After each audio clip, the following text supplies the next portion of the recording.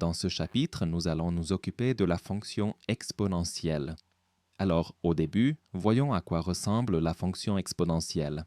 La fonction exponentielle est encore une fonction ordinaire, qui est donnée par la formule a à la puissance x, n'est-ce pas? C'est-à-dire sous la forme d'une puissance, avec une base a et un exposant x. Ici, nous devons encore dire deux choses, à savoir que a doit être strictement supérieur à 0 et a ne doit pas être égal à 1, car nous verrons que s'il est égal à 1, nous avons une fonction constante.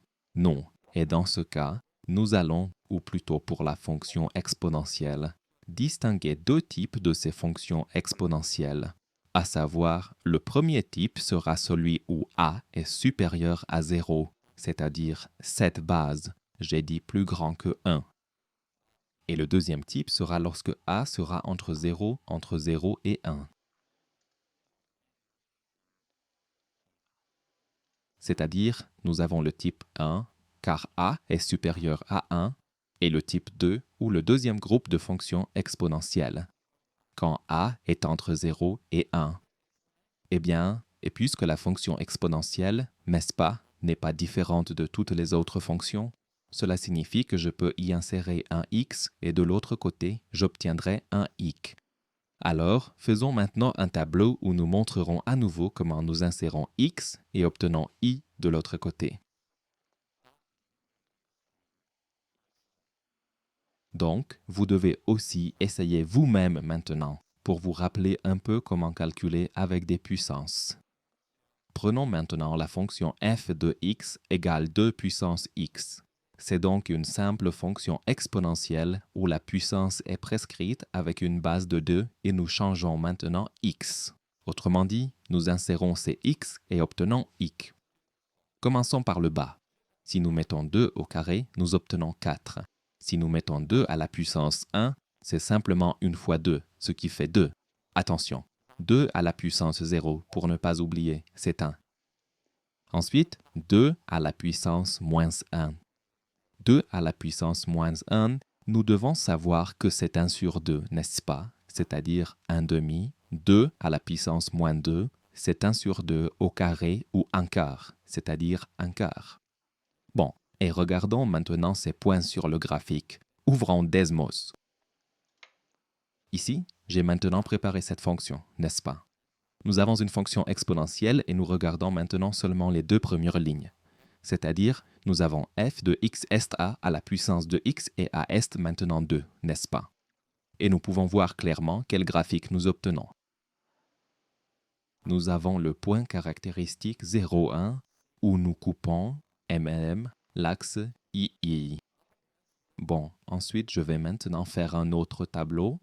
En fait, ce tableau que nous avons maintenant fait dans là-bas dans l'exercice, c'est-à-dire nous avons mis moins 2, puis moins 1, 0, 1 et 2. Non, ici nous aurons f de x, n'est-ce pas? Donc ce sont maintenant ces points caractéristiques, n'est-ce pas? Pourquoi ce point est-il caractéristique? 0, 1 est parce que toujours, n'est-ce pas? Quelle que soit la fonction, quelle que soit la base, tout à la puissance 0 est toujours 1, c'est-à-dire si nous manipulons cela. Et attention, j'ai ici configuré de 1 à 10, donc nous n'avons pas de bases négatives ici. Que se passe-t-il si la base est 1?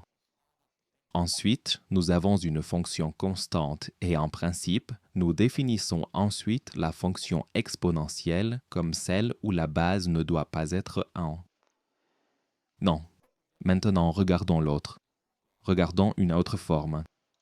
C'est-à-dire, nous avons dit que nous connaissons une autre famille de fonctions exponentielles, n'est-ce pas? Si nous regardons en arrière. Nous avons maintenant examiné le cas où a est supérieur à 1. Maintenant, passons à cela. C'est-à-dire, quand a est entre 0 et 1.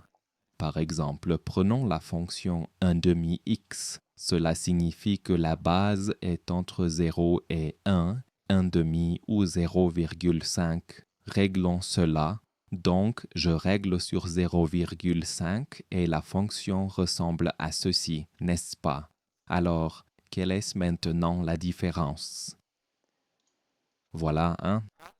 quand la fonction aura une base supérieure à 1, souvenez-vous de cette fonction exponentielle bleue. Mais quand la fonction exponentielle aura une base, ici j'ai écrit la base b, parce que si j'avais mis a, cela aurait causé de la confusion.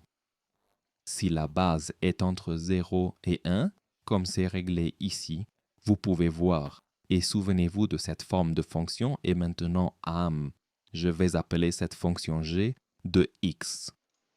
Faisons un tableau, c'est-à-dire un tableau de ces points, pour voir ce qui se passe.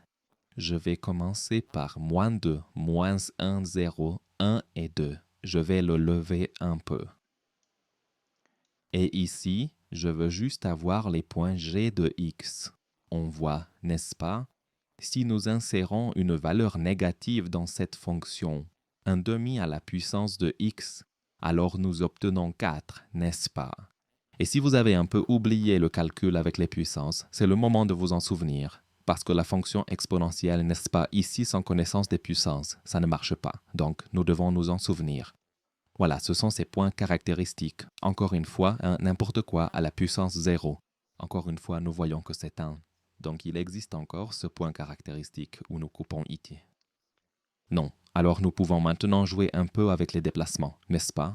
C'est-à-dire, si j'éteins cela, puis je rallume cette fonction.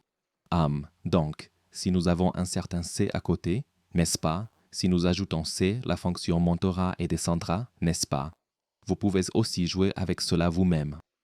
Si nous ajoutons un c à a, disons, la fonction s'étendra ou, oui, elle s'étirera ainsi.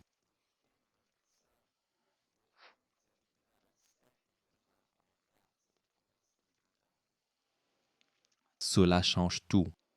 Ensuite, voyons ce qui se passe si nous multiplions ce a par un certain c. Je vais retirer cela. Ce sera plus correct ainsi. Cela signifie que si nous multiplions à nouveau par une valeur négative, n'est-ce pas, la fonction sera reflétée par rapport à l'axe des abscisses. Comme ça, n'est-ce pas? Ici, on voit bien ce déplacement. Non, alors, quelle autre variante avons-nous encore? Si nous soustrayons ou ajoutons ici dans l'exposant, c'est-à-dire c'est un déplacement à gauche, à droite, sur x. Bon, maintenant nous allons passer aux exercices, dans lesquels nous allons travailler avec la fonction exponentielle.